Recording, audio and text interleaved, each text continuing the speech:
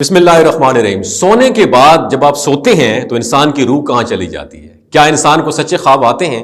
نیک اور بد لوگوں کی جو روحیں ہیں وہ کہاں جاتی ہیں؟ اور کن لوگوں کو نبی کریم صلی اللہ علیہ وآلہ وسلم کی زیارت نصیب ہوتی ہے؟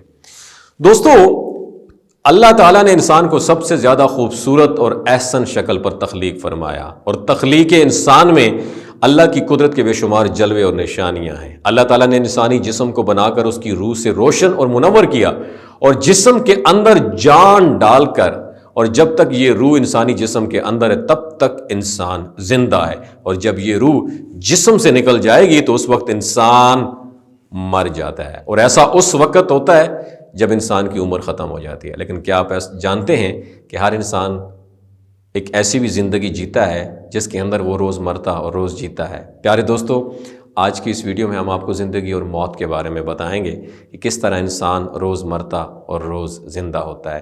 کیا آپ جانتے ہیں کہ جب انسان سو جاتا ہے تو اس کی روح کہاں چلی جاتی ہے؟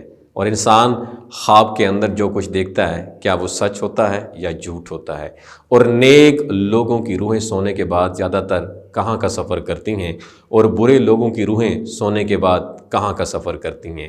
پیارے دوستو، ان تمام سوالات کے جوابات قرآن و حدیث کی روشنی میں آج کی اس ویڈیو میں ہم آپ کو بتائیں گے، لہٰذا آپ سے ریکویسٹ ہے کہ ویڈیو کو اینڈ تک ضرور دیکھیے گا۔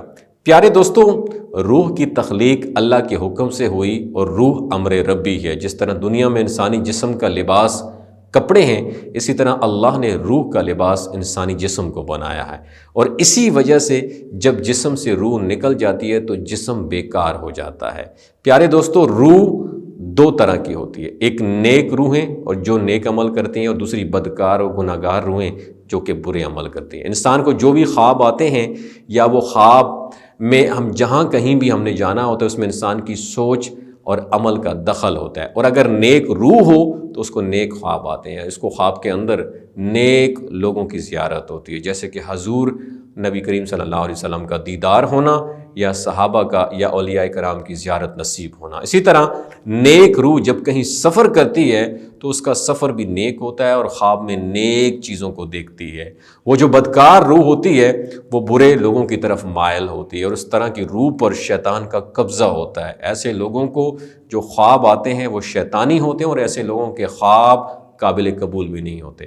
پیارے دوستو، جب انسان سو جاتا ہے تو اس کی روح جسم سے نکل جاتی ہے اور سیر کرتی رہتی ہے، لیکن اس کا تعلق جسم سے نہیں ٹوٹتا، اس کا تعلق جسم سے باقی رہتا ہے۔ روح بہت پاورفل چیز ہے۔ اگر یہ روح اللہ تعالیٰ کی عبادت اور اس کے ذکر کے ذریعے اس کا قرب حاصل کر لے تو روح کے پاس اتنی طاقت ہوتی ہے کہ وہ اپنے جسم کو جہاں چاہے اڑا کر لے کے جا سکتی ہے، اور یہ معاملہ انسان کی پاکیزگی اور نیک اعمال پر ڈیپینڈ کرتا ہے۔ روایات میں آتا ہے کہ ایک مرتبہ حضرت علی کرم اللہ وجہ الکریم جمعہ کی تیاری فرما رہے تھے، جو ہی خطبہ شروع ہوا تو حضرت علی کرم اللہ وجہ الکریم نے روح کے بارے میں بیان کرنا شروع کیا، تو اسی دوران ایک شخص کھڑا ہوا اور آپ سے پوچھنے لگا کہ اے علی المرتضیٰ شیر خدا رضی اللہ تعالیٰ عنہ، جب انسان سو جاتا ہے تو انسان کی روح کہاں چلی جاتی ہے؟ کیا روح جسم سے جدا ہو جاتی ہے؟ تو حضرت علی کرم اللہ وجہ الکریم نے ارشاد فرمایا، یہ تمہارے جسم اور ہر انسان کے جسم میں جو روح اللہ تعالیٰ نے ڈالی ہے یہ 3 حصوں میں تقسیم ہے۔ روح کا پہلا حصہ انسان کے جسم میں ہی رہتا ہے، اور روح کا دوسرا حصہ انسان کے وجود سے باہر ہے، یعنی عالم برزخ میں اس کو دیکھ رہا ہوتا ہے، اور روح کا تیسرا حصہ انسانی جسم سے اس وقت جدا ہوتا ہے جب انسان سو جاتا ہے۔ اگر انسان نیک اور اللہ تعالیٰ کا فرما بردار ہو تو اس کی روح ایک ایسے عالم میں چلی جاتی ہے جہاں اللہ تعالیٰ نے جنات اور انسانوں کے مابین ایک رستہ بنایا ہے، اور یہ نیک روح جب اس مقام پر پہنچتی ہے تو اس وقت انسان کو خواب آنے لگتے ہیں، اور جب یہ نیک روح سب کچھ دیکھتی ہے جو آگے دنیا میں ہونے والا ہوتا ہے، اور اگر انسان گنہگار اور اللہ تعالیٰ کا نافرمان ہو تو ایسے انسان کی روح اس کے جسم میں ہی قید ہوتی ہے، اور ایسے انسان کو خواب میں نیک روح کی طرح کچھ بھی نظر نہیں آتا۔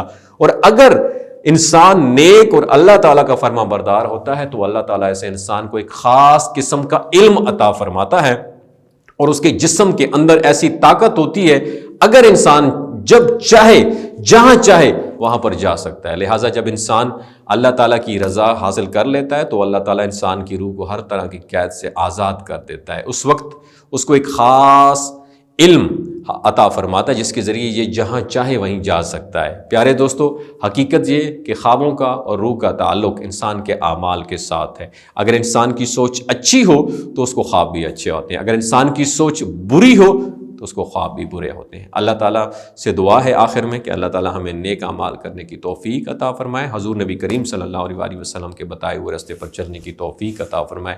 اگر یہ ویڈیو اچھی لگی ہو، صدقہ جاریہ سمجھ کے دوسروں کے ساتھ ضرور شیئر کیجیے، ہو سکتا ہے آپ کے ایک شیئر سے اللہ تعالیٰ کسی کی زندگی اور دل بدل دے۔ اپنا بہت خیال رکھیے، اللہ حافظ۔